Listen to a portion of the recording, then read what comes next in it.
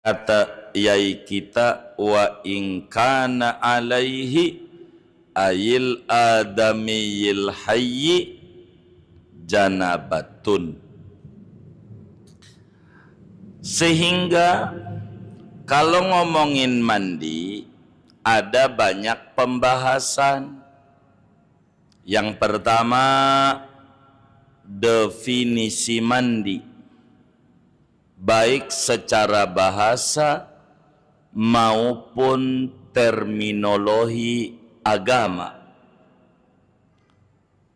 Kedua, kalau ngomongin mandi, maka yang perlu dibahas faktor-faktor apa yang menyebabkan mandi itu hukumnya wajib. Yang ketiga, apa rukun-rukun mandi, fardu-fardu mandi. Yang keempat, apa sunnah-sunnah mandi. Yang kelima, apa-apa mandi yang disunnatkan oleh agama. Yang keenam, makruh mandi. Yang keenam. Yang ketujuh, syarat-syarat sah mandi.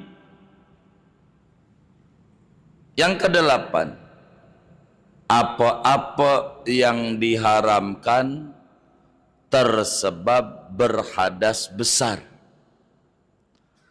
8 ini pembahasannya.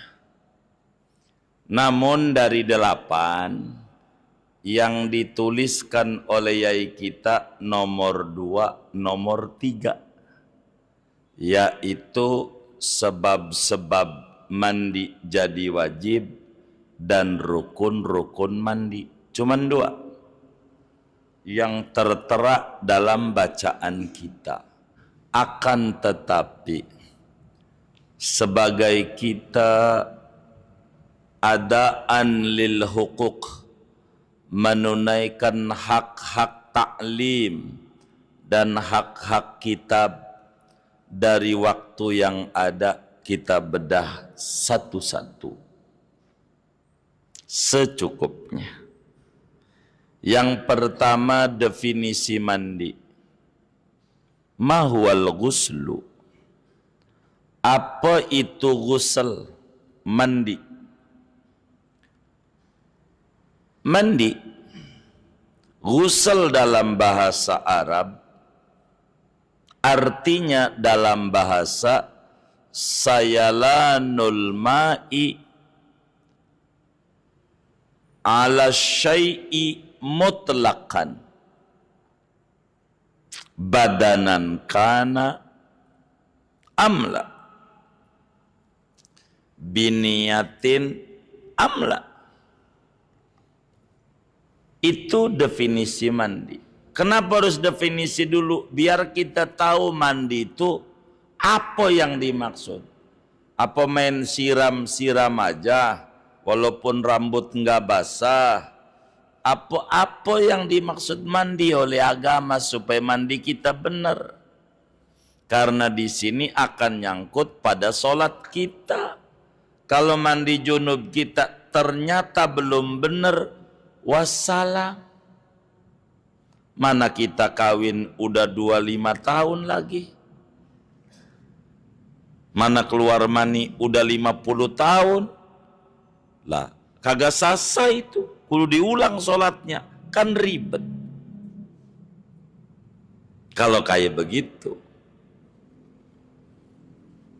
Jadi yang namanya ghusl atau mandi dalam pandangan bahasa, mengalirkan air ke benda, apapun itu bendanya, mau tubuh manusia atau bukan, mau pakai niat mau kagak, disebut mandi.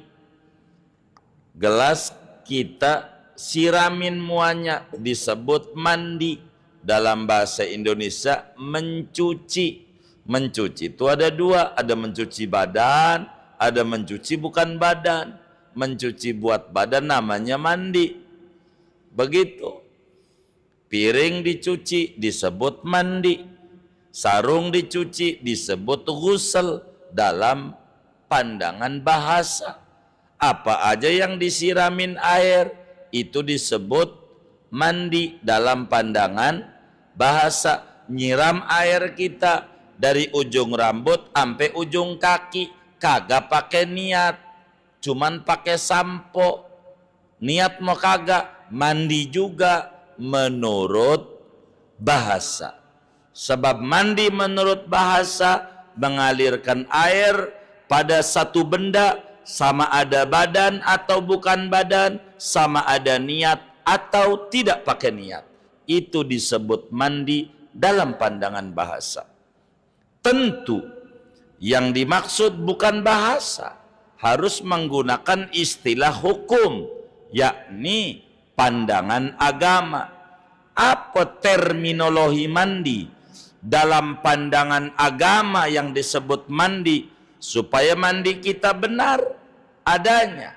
Baik itu mandi wajib kayak habis bersetubuh, ataukah mandi Jumat sebagai mandi sunat. Ini kita kudu tahu yang dimaksud dengan mandi. Saudara sekalian, dalam pandangan agama yang disebut mandi adalah sayalanul ma'i ala jami'il badani minar ra'si wal basyarati bil ma'it tahuri biniyatin. Yang namanya mandi dalam pandangan agama adalah mengalirkan air yang suci mensucikan. Mengalirkan air yang suci mensucikan kepada rambut kepala kita dan badan kita, semua-muanya dari ujung rambut sampai ujung kaki dengan niat, pakai niat.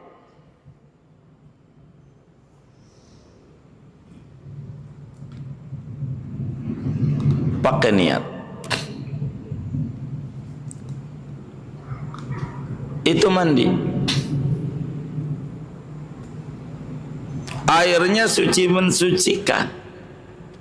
Kita mandi belum rapi, disiram tuh rambut kita. Belum sih, belum seluruhnya kena air. Sabunan. Siram lagi. Air yang nyempel di badan, air campur sabun, tidak suci mensucikan. Enggak jadi pakai itu kalau tidak bilas, nanti aturannya di depan. Ini yang harus diperhatikan. Ngalirin air ke sekujur tubuh, rambut pala, badan, muanya pakai air.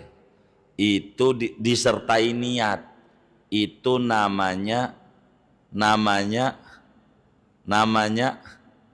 mandi menurut agama. Sehingga mandiin gelas bukan disebut mandi dalam agama, karena bukan badan. Kedua, mandi subuh sampai kaki, sabunan habis sepabrik sabunnya, sampoan, enggak pakai niat, walaupun badannya bersih, tidak disebut mandi menurut agama. Orang itu belum mandi. Orang itu belum mandi menurut agama, gara-gara enggak ada niat. Tuh begitu. Jadi mandi ada aturannya, begitu. Enggak asal. Ini definisi. Dari definisi ini akan memunculkan pertanyaan lanjutan. Penyebab diwajibin begitu apa? Begitu. Lalu mandi ada berapa? Ada mandi wajib, ada mandi sunat. Cara mandinya ya kayak tadi lagi yang disebut mandi. Kalau nggak kayak tadi, kagak jadi. Mandi Jumat, siram badannya, pakai shower, rambutnya nggak basah. Mandi nggak? Enggak menurut agama. Ini yang disebut mandi. Biar kita memahami. Lalu apa-apa yang menyebabkan mandi itu wajib? Dalam matan dan syarah yang menyebabkan mandi itu wajib ada 5.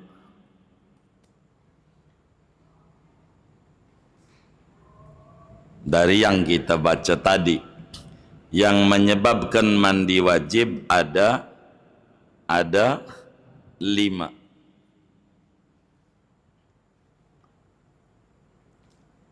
Beliau tidak menghitung mandiin mayit, karena beliau menyebutkan Syekh Nawawi ayil adamiyil hayyi, manusia yang masih hidup.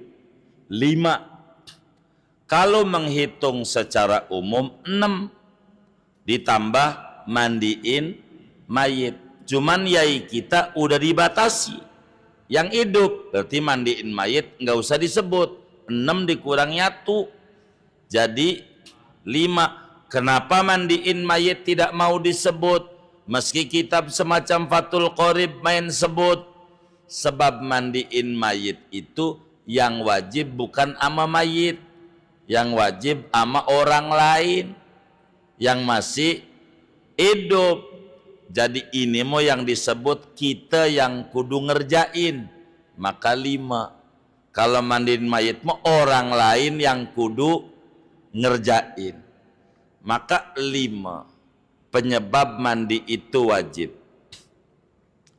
Disingkat oleh beliau 4.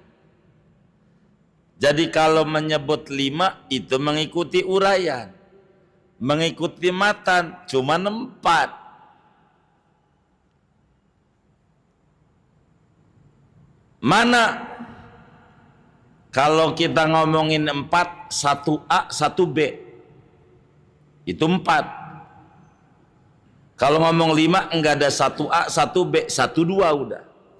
Jadi langsung 3. Kalau 1A, 1B 2, jumlahnya 4. Begitu. Yang pertama, penyebab mandi itu wajib. Kata yai kita janabatun. Tuh, singkat tuh 4. Saya nggak mau di janabatun. Saya maunya di mujamaatin. Biar gampang. 1. Penyebab mandi itu wajib adalah bersetubuh walaupun tidak keluar mani. Bersetubuh walaupun tidak keluar mani. Itu mandinya jadi wajib. Kalau pakai kitab matan, wa in kana alaihi janabatun min mujama'atin, tuh matan tuh, lazimahu ghuslu jami'i badanihi. Jika terjadi junub bersetubuh, junubnya wajib menyiram seluruh tubuhnya, wajib mandi. Tuh kata kitab kita, kalau bersetubuh wajib mandi. Diurai oleh Syekh Nawawi Al-Bantani, apa itu bersetubuh, supaya kita paham. Sehingga jangan sampai kita keliru. Nih, saya mau bertanya sebelum saya nerang lebih lanjut. Ada orang malam-malam begini, wajib mandi nggak? Hah? Kenapa? Iya begini doang. Masa begini wajib mandi? Tuh biar tahu mana itu yang disebut bersetubuh. Ini diurai oleh Syekh Nawawi. Biar jangan sampai salah. Begitu. Yang disebut bersetubuh tuh memasukkan zakar ke dalam kemaluan. Bersetubuh tuh memasukkan zakar ke dalam kemaluan.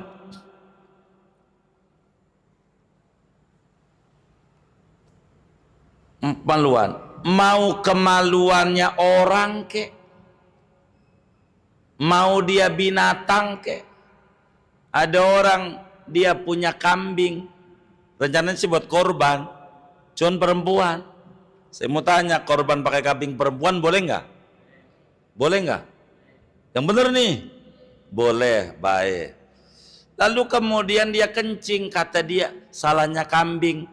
Gue lagi kencing dia mundur-mundur. Itu zakarnya masuk tuh ke tititnya apa namanya kambing tuh. Junub nggak? Junub nggak? Kenapa? Masuk kemaluan, masukin zakar ke kemaluan walaupun bukan orang. Bahasa Syekh Nawawi tuh walau lisamakatin, sekalipun ama duyung, ama ikan, masukin. Junub namanya bersetubuh. Tuh yang dimaksud bersetubuh. Tuh kayak begitu. Wa mayitin, ada orang punya bini mati bininya. Sebagai perpisahan terakhir dengan bini tersayang, dia tidur sama bini tuh. Gua tidurin aja dulu, kunciin, kunci dia. Dia bersetubuh. Wajib mandi enggak? Ini mati masalahnya yang disetubuh ini.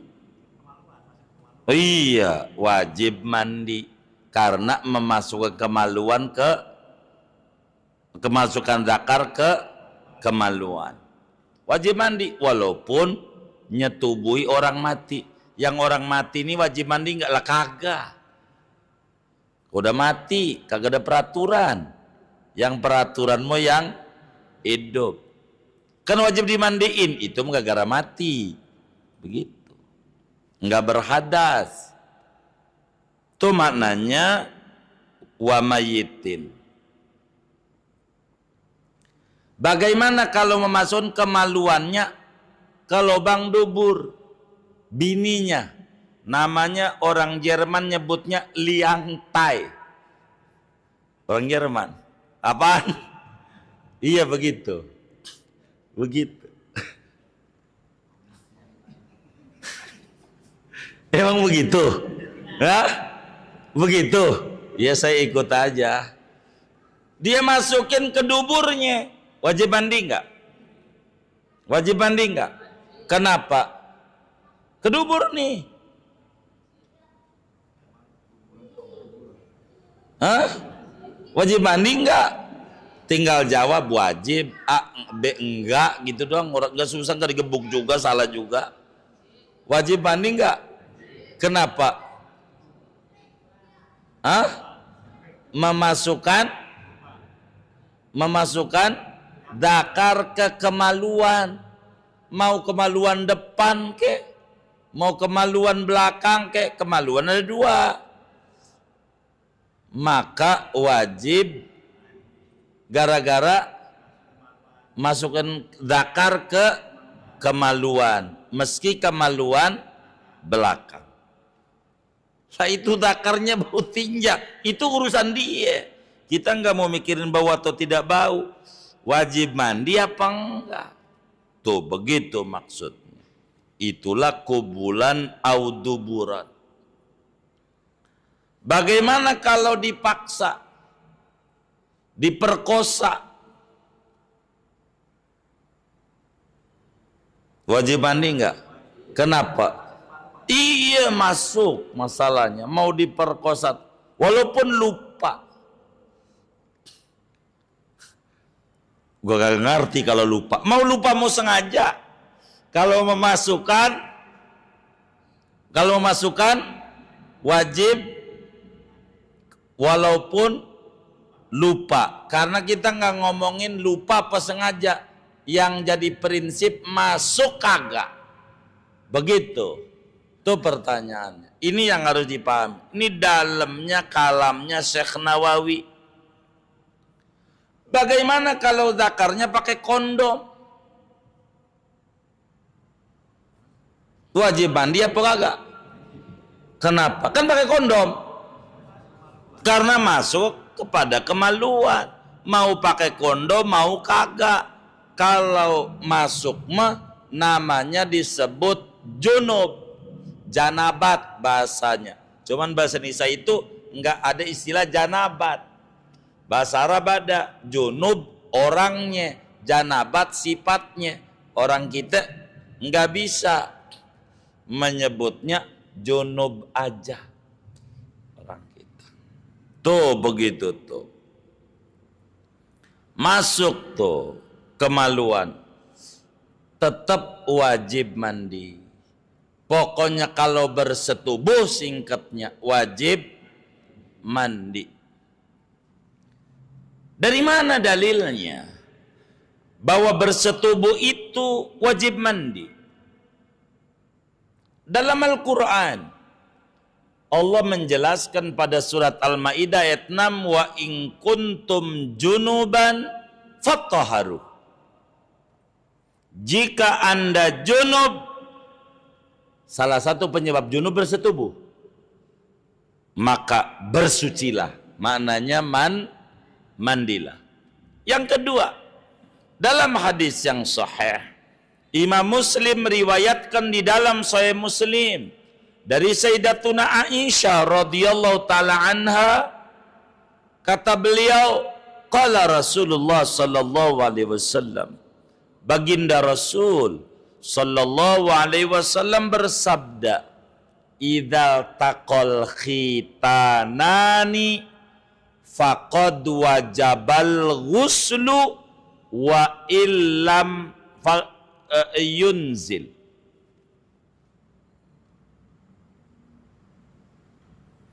Bila bertemu dua kelamin, laki dan perempuan, bahasa halusnya Nabi, bahasa kitanya, bila bersetubuh maka sungguh mandi menjadi wajib adanya, meskipun tidak keluar sperma. Asal bersetubuh, mandi itu menjadi wajib. Jadi faktor yang menyebabkan mandi wajib, satu bersetubuh walaupun tidak keluar sperma. Itu satu penyebab mandi itu wajib. Dua,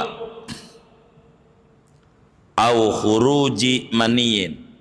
Kalau pengen empat, satu junub, satu A bersetubuh, satu B keluar mani. Nah, habis langsung aja dua, nggak ada satu A satu B. Satu bersetubuh walaupun tidak keluar mani. Dua, penyebab mandi jadi wajib au khuruji maniyin. Dua, keluar mani walaupun tidak bersetubuh. Kalau orang keluar mani, mau sebab caranya apa kek, prinsipnya mani keluar, wajib mandi. Kita urai apa yang dimaksud keluar, kan begitu. Apa yang dimaksud mani? Tuh. kitab Syekh Nawawi itu singkat padat isinya.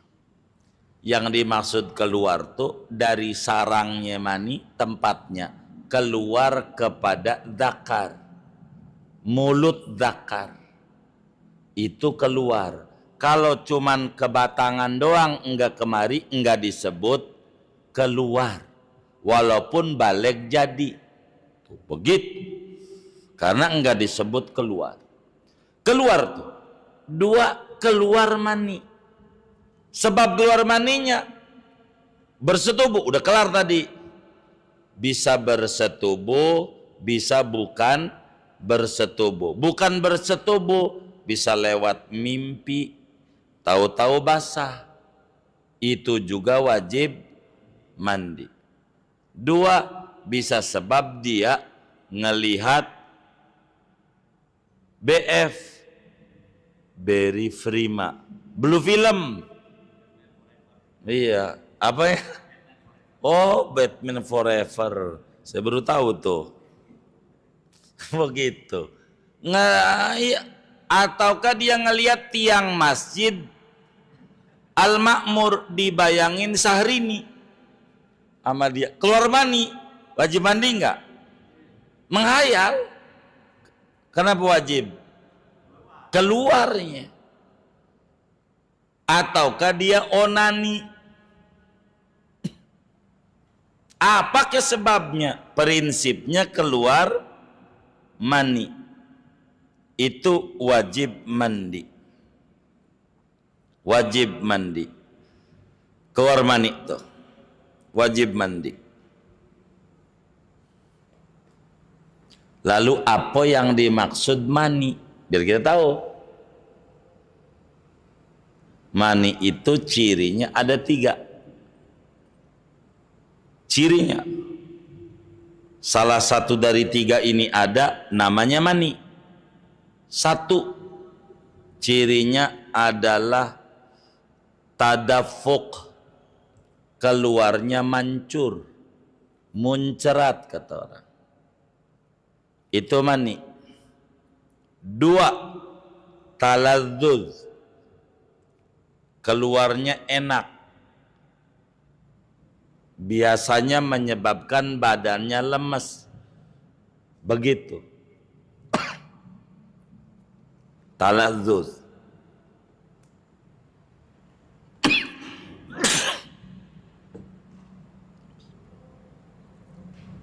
Yang ketiga, kalau masih basah, bau adonan, rada anyir. Kalau udah kering, kayak putih telur. Yang mananya aja, nggak mesti 3. Salah satunya aja pastikan itu mani dan wajib mandi. Tapi kalau keluarnya itu bau jengkol, nggak wajib mandi. Itu kencing namanya. Dia bukan mani. Bukan mani. Kalau ngikutin sarak syekh panjang banget. Keluarnya kemana? Bisa ada laki-laki, bisa ada perempuan gadis, bisa janda. Beda-beda. Terus Syekh Nawawi itu uraian panjang banget. Saya tidak mau ke situ-situ, tapi syekhnya ke situ. Mau tidak mau harus diterangin. Kalau pengen paham Bahjatul Wasail. Kalau laki-laki, mohon maaf, kemari ke mulutnya, mulut dzakar. Itu namanya zahiril kamroh. Kalau gadis, ke vaginanya, yang disebut virginitas, keperawanan. Kalau janda, kepada yang nampak ketika nongkrong. Begitu. Karena perempuan itu punya sifat 2. Kita harus paham. Kalau diri cemberut, kalau nongkrong ketawa. Bener nggak? Jangan dicatat tuh sedafas, diinget aja. Begitu. Kalau diri, iya. Tuh, saya pakai dicatat begitu.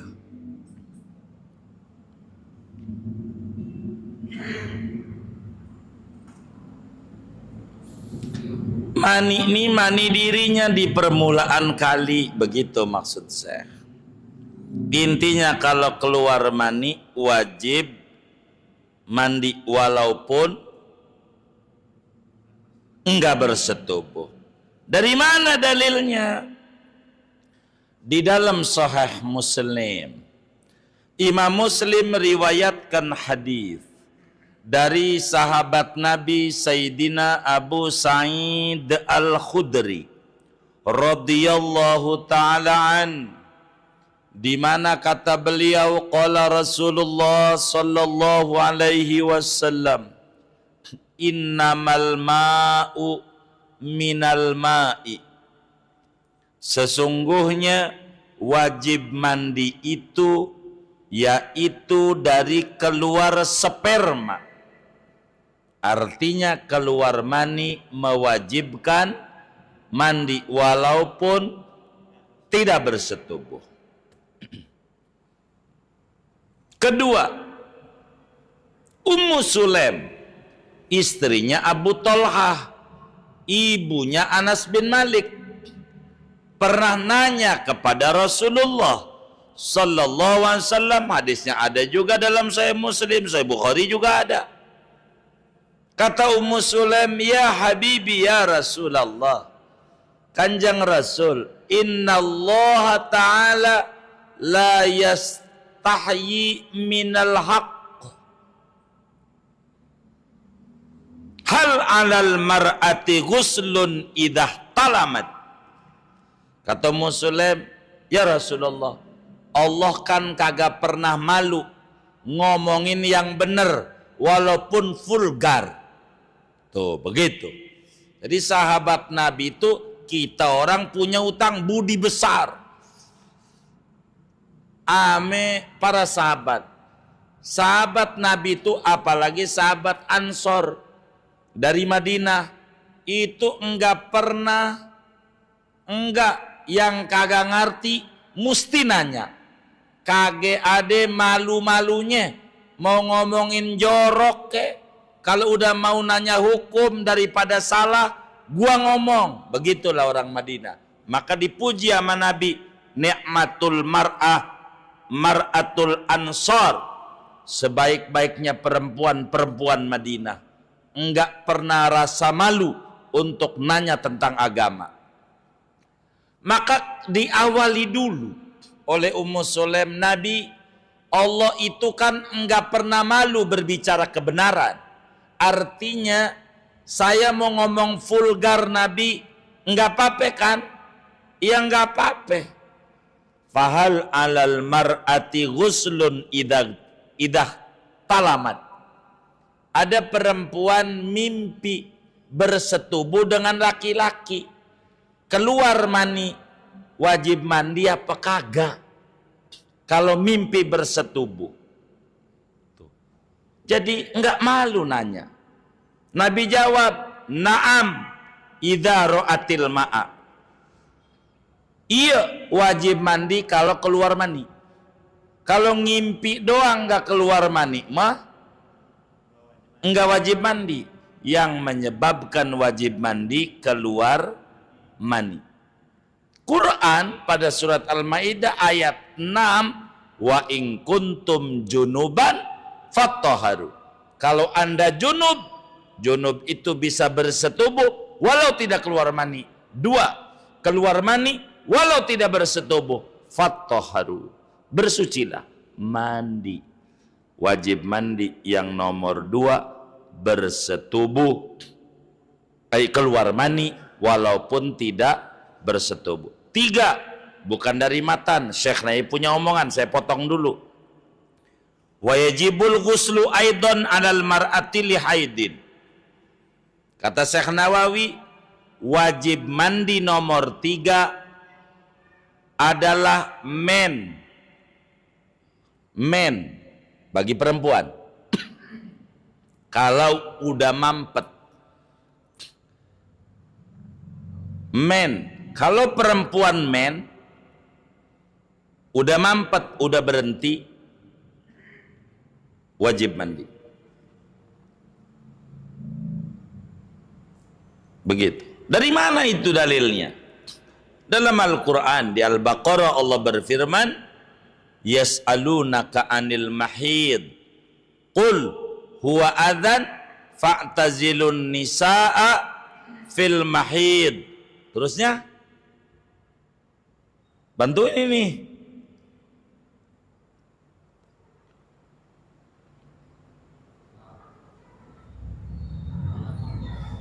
Wala taqrabuhunna hatta yathur, fa idza tatahharna fa'tu minhu fa'tu min haitsu amarakumullah. Mereka para sahabat bertanya kepada engkau Rasul tentang men. Qul huwa adzan, men itu kotoran. Fa'tazilun nisaa fil mahid, jangan bersetubuh ketika bini lagi men. Wala taqrabuhunna hatta yathur, jangan kamu dekati, mananya setubuh, sampai suci. Faidah tatoharna, apabila telah suci, telah mandi, mampet mandi, faktu, silahkan Anda setubuhi. Intinya menstruasi menyebabkan wajib mandi. Jadi wajib mandi yang ketiga haid. 4 wanifasin, nifas. Wajib mandi yang nomor 4 keluar mampetnya darah nifas. Nifas bagi perempuan. Nifas. Nifas itu darah yang keluar selepas melahirkan. Itu namanya nifas. 5 terakhir yang menyebabkan wajib mandi, wiladah, melahirkan. Walaupun keguguran, segumpal darah atau segumpal daging, wajib mandi. Wajib mandi. Jadi ada 5 yang menyebabkan mandi itu wajib adanya. Mandi wajib tuh ada 5. 1 bersetubuh walau tidak keluar mani. 2 keluar mani walaupun tidak bersetubuh. 3 haid. 4 nifas. 5 melahirkan. Kenapa melahirkan wajib mandi? Karena anak asalnya dari mani. Keluar mani aja yang cair wajib mandi, apalagi mani yang udah membentuk. Logikanya begitu. Wajib mandi. 5 penyebab mandi wajib. Cuman pertanyaannya, kapan waktu wajib mandinya? Tuh begitu. Kata Syekh Nawawi, indan qita'i dzalika wa iradati nahwi sholatin. Mandinya apakah buru-buru atau tidak? Kapan wajib itu? Wajib itu kalau binisbah pada men, ketika udah mampet dan mau sholat. Kalau baru bersih doang mampet, belum mau sholat, karena baru juga jam 10 mampet darah haidnya, belum dohor, belum wajib mandinya.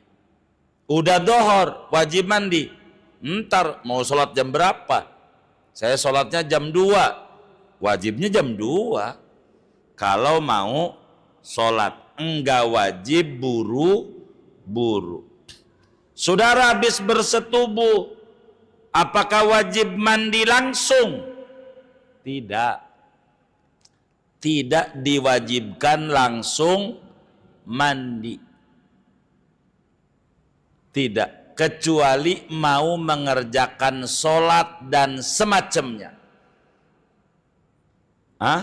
Apa semacamnya? Puasa. Hah? Apa semacam? Baca Quran. Mau masuk masjid. Tuh begitu. Jadi ente habis bersetubuh jam 10 malam, gua tidur dulu deh.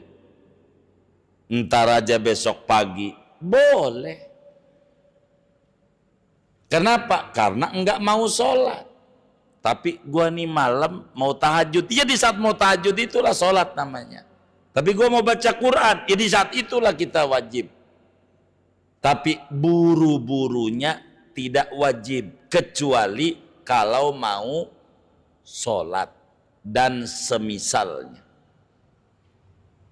Jadi enggak mesti buru-buru. Ente habis bersetubuh, entar aja mandinya. Boleh. Cuman ada kesunatan kalau habis bersetubuh jangan tidur, jangan makan, jangan minum, termasuk jangan nambah. Tahu nambah nggak? Oh iya lagi, sebelum wudhu dulu. Kalau habis bersetubuh mau tidur, wudhu dulu. Habis wudhu silakan tidur. Habis bersetubuh pengen makan Indomie, lapar. Emang ada yang kayak begitu? Yang mana orangnya? Tuh.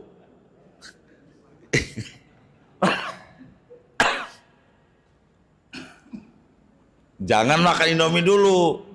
Wudhu dulu, menyebabkan fakir. Kalau usaha kita melorot mulu, ngalamin kita sulit finansial. Jangan-jangan sebab begitu tuh. Jangan salahin Allah. Udah salahin Allah aja, Allah udah kayak karyawan, disalahin mulu. Begitu. Jangan-jangan salah kita.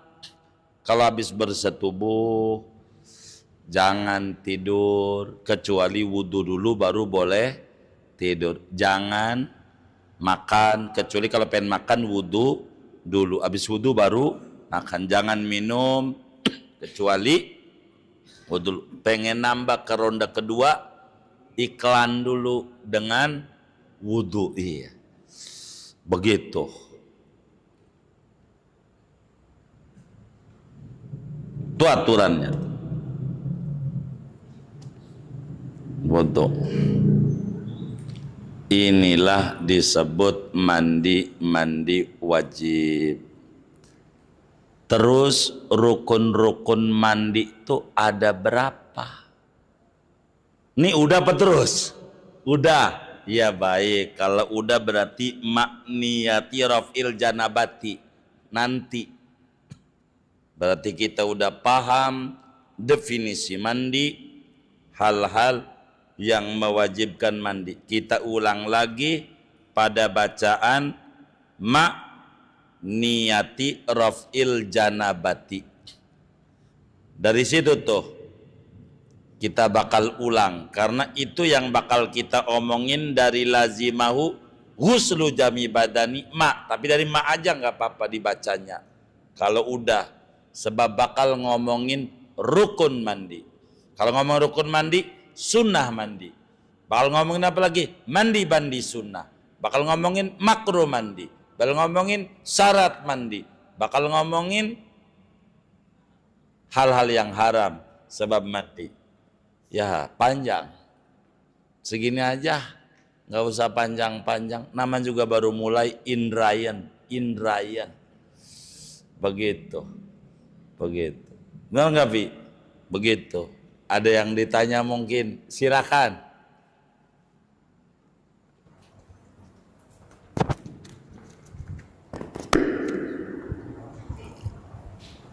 Assalamualaikum warahmatullahi wabarakatuh. Waalaikumsalam. Jadi ada yang saya mau tanyakan tapi di luar bab jinabat. Jadi alhamdulillah ini Masjid Jami Al Mawur ini semakin hari sudah semakin banyak yang menunggu isyraq, Tuan Guru. Cuman ada permasalahan, ada yang memang dia sholatnya di waktu terbit. Nah itu pernah kita jelaskan juga, kan kita juga ada grup, kita kirim dari linknya Tuan Guru bahwa itu kan harus setelah terbit ada 15 sampai 18 menit. Nah yang saya mau tanyakan mungkin penjelasan dari Tuan Guru langsung, karena ya mungkin juga jamaah juga ada yang ikut kajian di sini. Jadi kalau dijelaskan dengan Tuan Guru mungkin mereka lebih paham dengan seksama. Gitu sih kurang lebih Tuan Guru. Baik. Salat isyraq. Salat isyraq itu adalah ada dua pendapat. Yang pertama, apakah isyraq itu bukan duha? Yang kedua, apakah isyraq itu bagian dari duha? Pada bagian ini ulama berbeda-beda. Ulama fiqih isyraq dan duha sama aja.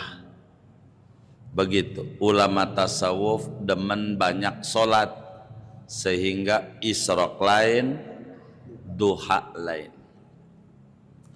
Salat isyraq, kapan mulai masuknya? Begitu. Isyraq itu, salat isyraq artinya salat sunat yang dikerjakan saat matahari telah terbit seukuran setombak. Itu arti salat isyraq. Saat matahari telah terbit seukuran setombak, qadra rumhin. Begitu. Lalu kenapa ada orang itu mengerjakannya saat ada jarum jam penanda suruk? Begitu. Kalau ngerjain di situ karena kelirunya memahami tulisan ulama daripada tujuan memberikan penanda waktu sholat. Yang paling lengkap penanda waktu sholat itu: 1. Imsak, 2. Subuh, 3. Syuruk, 4. Zuhur, 5. Asar, 6. Maghrib, 7. Isya. Ini penanda terlengkap. Saya ulas dari penanda terlengkap. Kenapa ulama buat kayak begitu? Apa maksud dan tujuannya? Imsak, oleh karena terbit fajar itu kita tidak bisa mengintai langsung berkenaan dengan kalau kita diterbit fajar niat puasa kagak jadi. Kalau makan udah terbit fajar puasanya kagak jadi, sehingga ulama memberikan pesan kepada kita, tulislah imsak. Kalaulah dalam traffic light lampu kuning, hati-hati bentar lagi mau subuh. Itu maksud imsak, bukan mulai puasa. Mulai puasa sepakat seluruh ulama terbit fajar, adzan subuh, semuanya sepakat. Kenapa ditulis imsak? Ulama astronomi memberikan kontribusi kepada ulama fikih. Sianan, maka diberikanlah imsak supaya orang lebih ngati-ngati. Kalaulah lagi makan dipercepat. Begitu.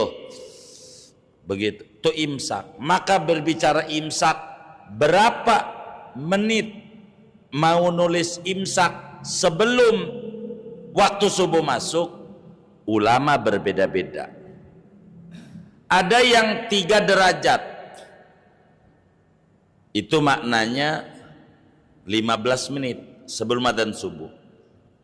Ada yang 2 derajat setengah, 12 menit. Begitu. 1 derajat itu 10, 2 derajat setengah. Ada yang 8 dan ada yang 5 menit, semacam kitab Samratul Wasilah.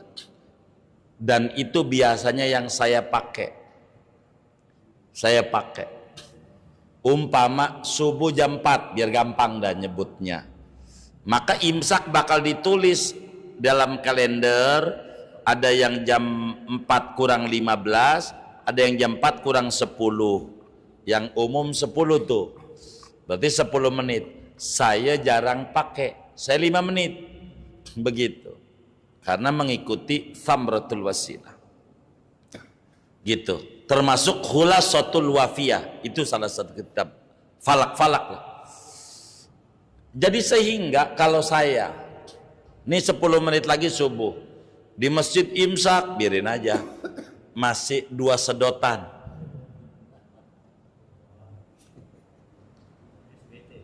Oh iya begitu. Itu begitu. Kalau udah kurang 6 menit baru berhenti. Lumayan kopi 2 seruputan. Begitu. Itu penanda. Ini beda-beda. Umumnya 10 menit. Itu imsak sebelum subuh. Maknanya ngati-ngati imsak, bukan mulai puasa. Kalau yang ngata imsak mulai puasa, dia keliru. Dianya yang keliru lalu nyalain ulama, dia salah. Bukan ulama yang salah, dia yang salah maksud imsak apa. Karena ini kajiannya di astronomi, bukan di fikih. Lalu waktu subuh, lalu syuruk. Kenapa ulama nulis syuruk atau tulu terbit? Kenapa? Apa itu tujuan ulama falak nulis syuruk? Begini. Oleh karena antara zuhur dan asar tidak ada jeda. Bila mana zuhur habis langsung asar. Begitu asar ke maghrib. Bila asar habis langsung maghrib. Begitu juga maghrib. Bila maghrib habis langsung isya. Isya di luar puasa. Bila isya habis langsung subuh. Imsak kaitannya puasa. Begitu. Sedangkan subuh ini enggak begitu. Bila subuh habis langsung zuhur, begitu? Enggak. Maka karena bila subuh habis tidak langsung zuhur, kasihan ulama falak. Lo biar tahu kapan adaan, kapan kodoan. Kapan kita ada, kapan kita kodok. Nih matahari udah terbit apa belum? Untuk apa? Untuk tujuan supaya kita sholat subuh nih kalau masih mendung, ini kayaknya belum terbit atau udah terbit ya, tuh bingung. Lihat suruk kapan, dikasih tanda oleh ulama jam 5.56 umpama, berarti jam 6 kurang 4 menit matahari terbit. Maka bila kita bangun tidur jam 6, nggak usah ragu, usolli fardhu subhinya kodoan. Kodok umpama kalau lewat 56, begitu maksudnya. Begitu. Kalau belum, baru jam 5.45. Oh masih ada 10 menitan adaan. Itu maksud suruk ditulis oleh ulama, bukan memberitahu ente sholat isyraq di sini. Nggak ada ulama bilang begitu. Nggak ada. Bukan itu tujuan ulama. Bukan ente sholat isyraq bila udah tulisan suruk. Bukan. Tapi tulisan suruk membatasi waktu subuh habis. bukan ngejelasin Anda mulai ngerjain sholat isyraq di jam ini, bukan. Lalu kapan waktu sholat isyraq? Jangan lihat itu mah penanda waktu subuh habis, bukan penanda sholat isyraq. Maka sholat isyraq diajarkan idza tola'atis syamsu wartafa'at qadra rumhin, bila matahari telah terbit dan naik seukuran setombak dari ufuk langit dengan mata. Seukuran setombak tuh berapa? Kan setombak bingung, 4,5 derajat. Begitu dalam ilmu falak, ilmu astronomi, 4,5 derajat. 4